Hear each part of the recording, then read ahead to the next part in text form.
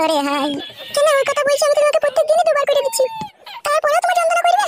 না না, এইভাবে দিতে থাকলে জান আসান হয়ে যাবে, যন্ত্রণা আবার করে। এমনি তোমাকে খুশি রাখবো বলে গানটা গালাম। এখন কি তোমার করতে ইচ্ছা হচ্ছে? কি করে বুঝলে তুমি? আমি সবই বুঝি, তোমাকে ভালোবেসে তা বুঝবো না আমি তোমার মনে কি চাই কি না চাই? হ্যাঁ গো শোনা, হচ্ছে একবার হইলে ভালো হতো। তাহলে এসো, তাহলে শুয়ে পড়ো। এসো জান, আমার বুকের উপরে এসো। তান্ত্রিক বাবা, এসব কি দেখলাম আমি? তুই যা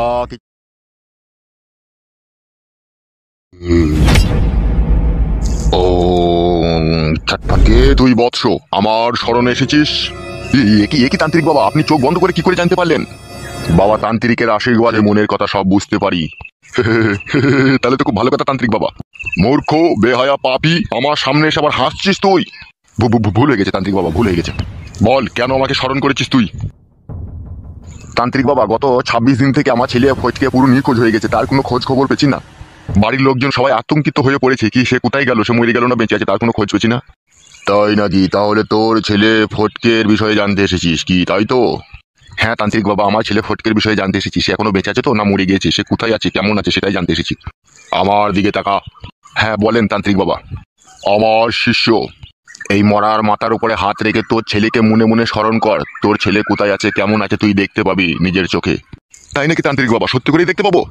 আর হ্যাঁ রে মূর্খ, তুই সত্যি করেই দেখতে পাবি। এ আমার 12 বছরকার সাধনার ফল। ঠিক আছে তান্ত্রিক বাবা, দিচ্ছি। কই তান্ত্রিক বাবা, হাত দিলাম তো, কই দেখতে পাচ্ছি না তো আমার ছেলেকে। শুয়োরের বাচ্চা, বেহায়া বেশরম পাপী, মনে মনে চোখ বন্ধ করে স্মরণ কর তোর ছেলেকে, তাহলে দেখতে পাবি। ঠিক আছে ঠিক আছে। জন্দিঙ্গলকারী ভদ্রকারী দকারী নিদ্রকা চমকসি সহসদা নমক তুর্যং বিষ্ণু ওম বিষ্ণু। জানো রূপা, তোমাকে নিয়ে জীবনে আমার অনেক স্বপ্ন আছে। কি সেই স্বপ্ন গো? তোমাকে যেদিনকে বিয়ে করে আমার বাড়ি নিয়ে যেতে পারবো, সেদিনকে সারা রাত তোমার ওইখানে আমি চুমু খাবো। কোথায় চুমু খাবে? এইখানটায় চুমু খাবো, এইখানটায়। ও মা, এইখানে চুমু খাবে? হ্যাঁ, ওইখানেই খালি চুমু খাবো আমি। আর কি করবে শুনি? আর জড়িয়ে ধরে তোমাকে বুকের উপরে রেখে দেবো। আর কি করবে? আর একটা গান গাবো আমি।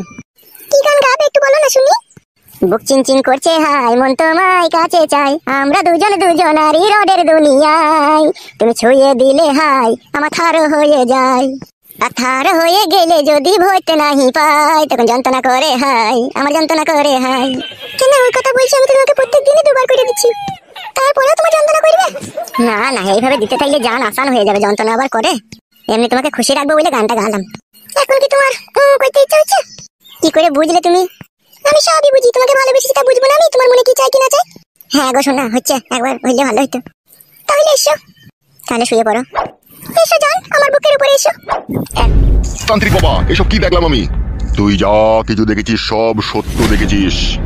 না তান্ত্রিক বাবা, ইয়ে হইতে পারে না। ওর যে ঘরে বউ ছেলে আছে। তোর ছেলে ফটকে অমাবস্যা পূর্ণিমা রাতে জন্মগ্রহণ করেছে, তাই ও 12 বোধ ছেলে হয়েছে। ওর জীবনে এরকমই দুর্ঘটনা ঘটতেই থাকবে। তান্ত্রিক বাবা, এরকম হইতে থাকলে তো আমাকে বাড়ি ঘর বেঁচে আমাকে বনবাসে গিয়ে থাকতে হবে, আমার তো সবকিছু চলে যাবে। তোর জীবনে পরনের কাপড়টাও তোর ছেলে রাখবে না। ওকে কি সুরাস্তায় সুপথে ফিরিয়ে আনা যায় না তান্ত্রিক বাবা? যাবে না যাবে না যাবে না। যেহেতু তোর ছেলে মহাপাপী, ও হচ্ছে সৌন্দর্য নারীদের রূপে পাগল হয়ে তার প্রেমে ছটফট করে বিষে বিস্ফোরিত হয়ে যায়। আর যেই নারীকে তোর ছেলের ভালো লাগে সেই নারীকে তোর ছেলে বশে নিয়ে চলে আসে। তান্ত্রিক বাবা, আপনি দয়া করে এর একটা ব্যবস্থা করে দেন তান্ত্রিক বাবা। আমার কাছে কোনো ব্যবস্থা নেই কো।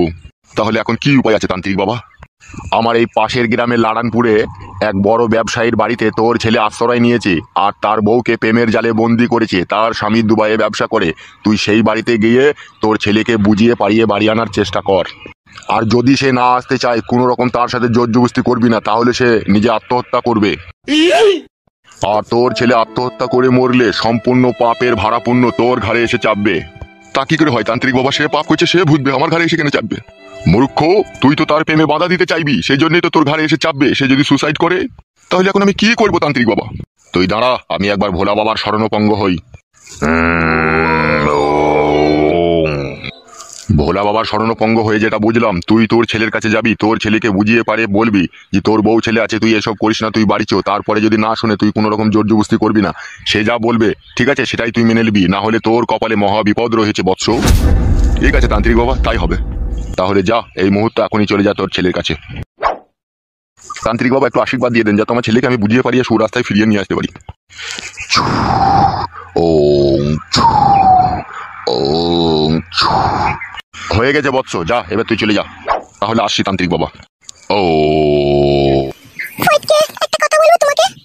একটা কি বলছো রূপা? তুমি 100টা বলো। তুমি আমার রক্ত মাংসের সাথে মিশে গিয়েছো। তুমি যা বলবে আমি তাই শুনবো। শোনা, বলো কি বলবে। আমার 6 বছর হলো বিয়ে হয়েছে, আমার স্বামীর প্রতি এতটা টান নেই আগে যতটা ছিল। তুমি আমাকে যেদিন থেকে ভালোবেসেছো, আমি তোমাকে যেদিন থেকে ভালোবেসেছি সেদিন থেকে আমার স্বামীর প্রতি সবকিছু মুছে গিয়েছে।